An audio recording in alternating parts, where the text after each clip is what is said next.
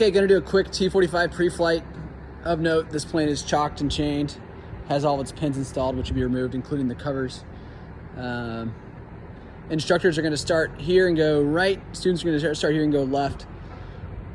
Coming here, first part of the pre-flight would be to look down the intake and make sure that there's no FOD in the intake. Then we're coming down the side, obviously looking at the wing condition, that kind of stuff. One thing we are always looking for is fluid on the ground. Then we look up here, make sure this gauge right here is reading 1,100 pounds. Nothing looks weird other than that. And then we'd look here, obviously these pins should all be removed, like I said, and looking at this silver strut to make sure it looks appropriately serviced. This plane's on Webstet, so we got a BRU. So normally this is gonna be detached here. So the pylon and then the BRU. The CAD, which looks like they might have, this would not be good to go for flight, that's what will pop off the BRU if we push the doorbell. Walk around the intake, or sorry, the wing here. Make sure that looks good. I always like to jiggle the flaps to see if they feel weird. From here, looking for the brake wear indicator, which is this bad boy. We also look at the BRU as well, sorry. Brake wear indicator, that should be proud. Tires, making sure there's no cord showing. If there is, and ask your plane captain if it's good to go or not. Come around this side, look at the two brake wear indicators, 1 and 2, and then the hide reservoir quantity, essentially above 200, it would be good to go.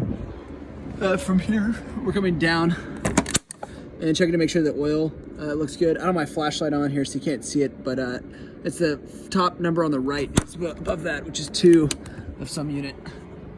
Then we got the hook snubber pressure. Make sure that's good to go.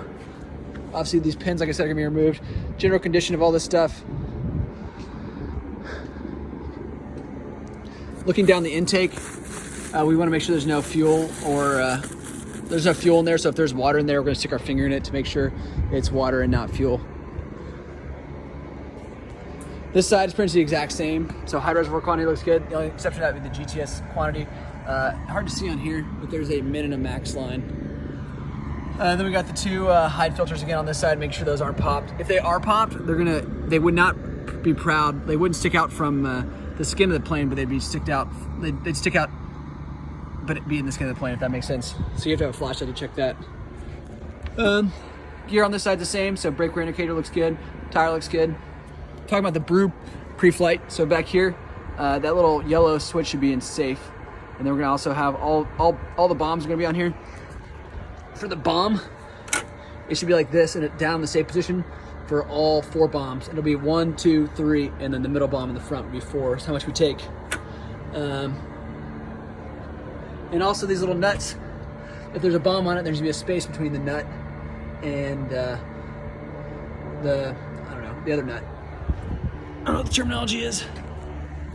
Cool, walk around the wing. Looks good. Obviously these flaps are up, which is what we're looking for normal. For the BRU, obviously we usually give it a shake to make sure all that stuff looks good.